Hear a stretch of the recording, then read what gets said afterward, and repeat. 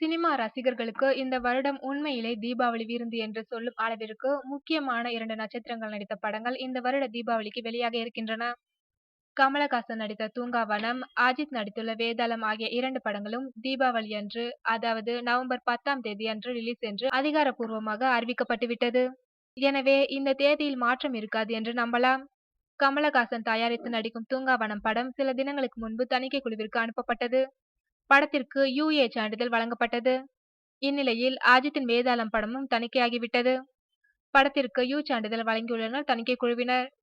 அஜித்தின் வேதாளம் படத்தை ஜெயலலிதாவின் உடன்பிறவா சகோதரியான சசிகலாவுக்கு சொந்தமான ஜாஸ் சினிமாஸ் நிறுவனம் வாங்கிவிட்டது. எனவே வேதாளம் படத்திற்கு வரி விலக்கு உறுதி. வேதாளம் படம் அஜித் நடித்த படம் என்றாலும் அதே படத்தில் ஸ்ருதிஹாசனும் நடித்திருக்கின்றார். அந்த வகையில் கமலின் தூங்காவனம் படமும் அவரது மகள் ஸ்ருதிஹாசன் நடித்துள்ள வேதாளம் படமும் ஒரே நாளில் வெளியாக இருக்கின்றன.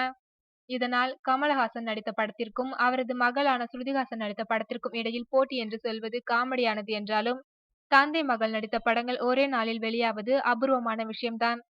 இது ஒரு பக்கம் இருக்க, கமலும் அஜித்தும் நடித்த படங்கள் ஏறக்குறைய 13 வருடங்களுக்கு பிறகு ஒரே நாளில் வெளியாகின்றது.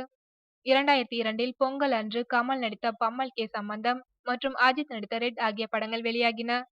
அதன் பிறகு இந்த தீபாவளியில் தான் கமல், அஜித் நடித்த படங்கள் மோதுகின்றன என்பது குறிப்பிடத்தக்கது.